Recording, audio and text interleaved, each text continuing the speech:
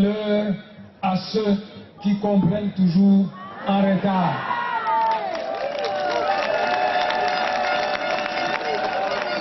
Troisième point que nous devons aborder, c'est un conseil que je donne aux non-originaires. On ne peut pas à la fois vouloir vivre au Congo central et être contre le Bakongo, contre le bonheur de Bakongo et contre la langue du Congo. Mes chers frères les Baswahili, c'est vous-même qui vous marginalisez. Parce que nous, quand nous allons au Katanga, on parle Swahili. Alors que moi, je suis au Congo. Quand je parle à Kisangani, je parle Swahili. Et je me confonds facilement au Swahili de Kisangani. Mais vous, ici, pendant que vous êtes au pays de Bakongo, vous ne voulez pas apprendre le Kikongo et vous vous mettez à parler le Swahili. Mais c'est vous-même qui vous marginalisez. Parce qu'au lieu d'apprendre le Kikongo, de le parler, et alors à ce moment vous allez devenir un poisson dans l'eau, vous voulez plutôt que c'est le Bakongo, vos esclaves, qui doivent parler le Swahili. Les Bangala et les Baswahili sont nos frères, mais s'ils veulent vivre au Congo central, ils doivent vivre comme un poisson dans l'eau, ils doivent faire comme moi. Moi, quand je parle au Katanga, je parle le Swahili. Quand je parle à Kisangani, je parle le Swahili. J'utilise ma politesse et je respecte le droit du premier occupant. Alors vous, mes frères Baswahili, vous êtes des Noirs comme moi. Vous êtes mes frères, mais je vous conseille que si vous arrivez en Europe, si vous arrivez en Allemagne et que vous refusez de parler l'allemand, les Allemands vont vous chasser de l'Allemagne. Si vous arrivez en France, que vous êtes contre les Français et contre la langue française, les Français vont vous chasser de la France. C'est pourquoi nous vous disons qu'on ne peut pas à la fois vouloir vivre au Congo central et en même temps être contre le Bakongo, contre le Kikongo et contre le bien-être du peuple Congo. Parce que toutes les sociétés qui s'installent au Congo central, ils ont pour rôle de procurer du travail au Bakongo et pas à d'autres, afin d'éviter que le Bakongo aille mourir à Lampedusa. Toutes les sociétés doivent procurer du travail au Bakongo. Dans tous les pays du monde, c'est toi l'étranger qui apprend la langue du citoyen qui a le droit de devenir occupant. Donc au Congo central, la langue de Bakongo, c'est le Kikongo. Nos frères Baswahili, nos frères Bangala, nos frères Baluba doivent apprendre à parler le Kikongo. Quand ils se mettront à parler le Kikongo, ils vont se dissoudre et personne ne les distinguera. Parce que moi, quand je parle à Lubumbashi, que je parle le Swahili, quand je parle à Kisangani, je me confonds facilement aux citoyens de Kisangani. Et les gens ne savent pas que je suis un Mokongo. Mes chers frères, vous savez, le mois passé, à l'université de Louvain, c'est une université des catholiques, des jésuites.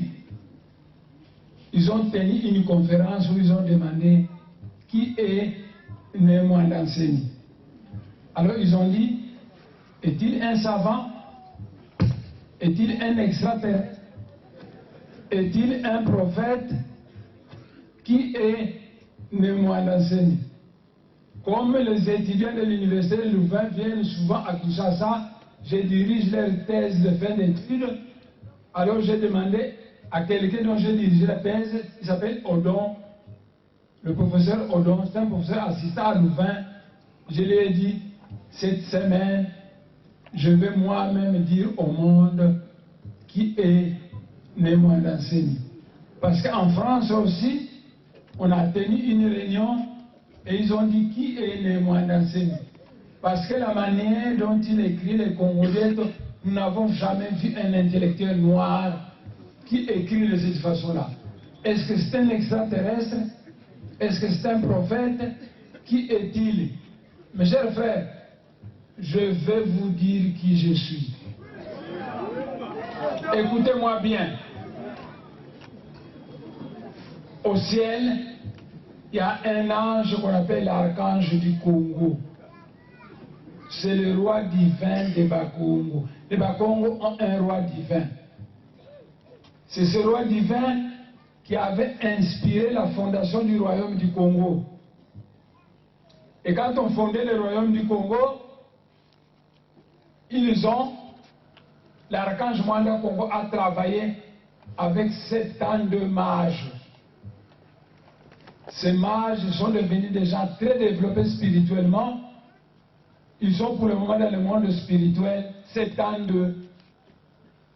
Et ces 72 mages se sont réunis. Ils ont dit, les Portugais, les Belges, les Français, les Bangala, les Baluba, les Baswahili ont amené beaucoup de désordre dans l'espace culturel Congo. C'est nous qui avons créé le royaume du Congo avec l'archange Mwanda Congo. Il faudra que quelqu'un parmi nous puisse redescendre, aller prendre un corps pour mettre de l'ordre dans l'espace culturel Congo. Mais qui va partir?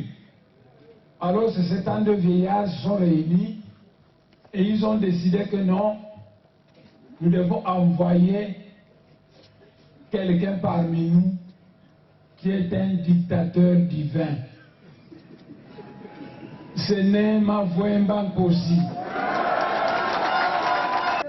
Donc les Mwandansemi, c'est Nema Mavwemba Nkosi, c'est un ancêtre vivant. Alors dans le monde spirituel, on a décidé qu'il faut bénir un pays de la race noire qui deviendra une grande puissance mondiale comme les États-Unis. Comme ça, ce pays-là va protéger les Noirs qui ont beaucoup pleuré. Et quand ils ont regardé quel pays prendre, ils ont dit nous allons prendre toute l'Afrique centrale. C'est-à-dire on va prendre la RDC, on ajoute l'Angola, on ajoute le Congo-Brazzaville, la Zambie, on va prendre toute l'Afrique centrale.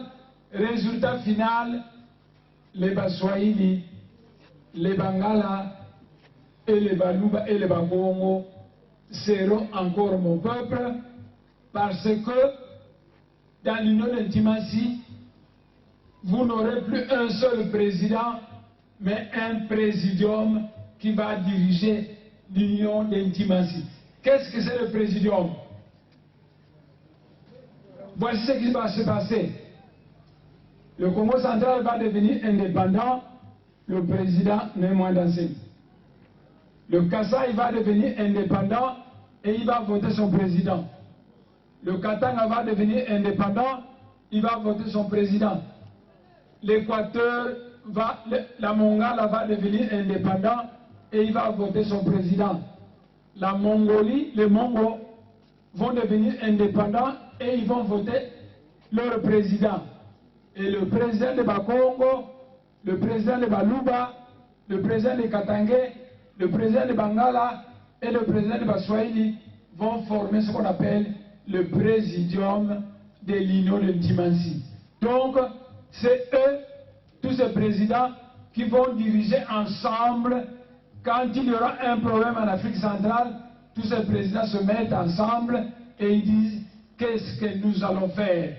Et ils vont réfléchir tous ensemble et ils vont tous décider ce qu'ils vont faire. Donc, l'union d'Intimatie va être fondée, mes chers frères, votre délai constitutionnel, c'est de la foutaise. Ce que vous décidez ici en bas, ça n'a de la valeur que si ça correspond à ce qu'on a décidé dans le monde spirituel. Mais dans le monde spirituel, on veut créer un grand ensemble en Afrique centrale et ce sera l'union d'Intimatie. chaque communauté va se diriger lui-même dans son pays. Je demande aux chanteurs de chanter de nouveau la chanson Wenda Wenda Unsisila Kongo. Ça va continuer,